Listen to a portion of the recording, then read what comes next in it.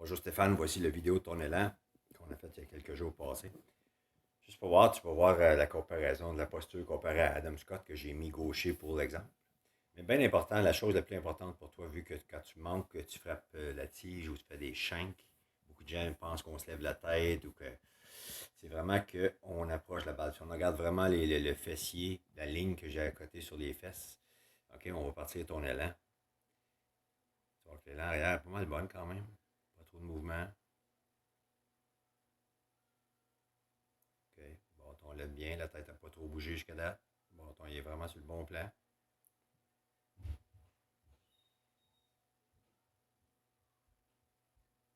Là, on peut voir que ta tête a commencé à lever un petit peu. L'oreille était sur ta ligne rouge. Mais encore, tu es quand même pas mal en bonne position. Il n'y a pas grand-chose qui a vraiment bougé. Là. Là, on commence à voir, par exemple, que tu changes ta posture. On regarde les fesses, ont commencé à avancer. Puis là, en descendant, tu avances encore plus. Regarde la tête descendre. Et les fesses vraiment avancer vers l'avant. Fait que là, ton poids s'en va sur les orteils. OK? Regarde tes mains où ce qui était. J'avais fait une petite ligne rouge où ce qui était la tige du bâton. Puis regarde où ce que tu frappes la balle. Fait qu'on va juste revenir à l'impact.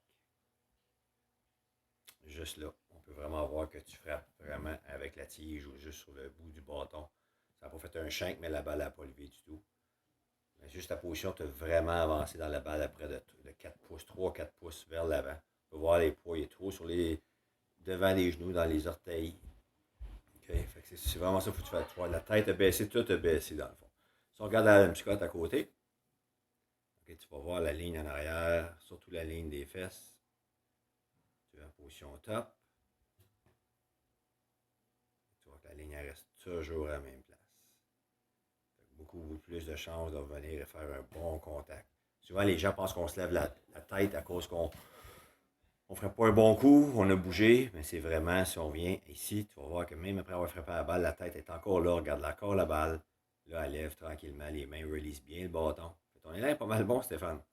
C'est juste que tu bouges vers la balle, tu bouges vers l'avant. Peut-être un exercice pour toi, c'est vraiment d'accoter quelque chose sur ton fessier pour vraiment rester à la même place quand tu frappes des balles. Quand tu es un peu plus tes talons au-dessus des chevilles, le poids, faire attention de ne pas être sur les orteils. C'est sûr que le talon gauche, il lève, mais on vient mettre notre poids sur notre talon droit pour le gaucher.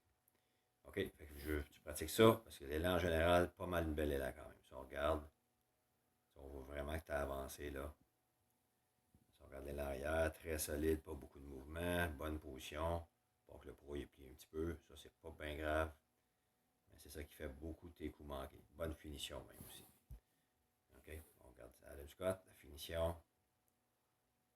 Beaucoup de choses qui ressemblent quand même. Quand même un bon swing, Stéphane. Mais pratique ça. Alright? Bon golf, à bientôt.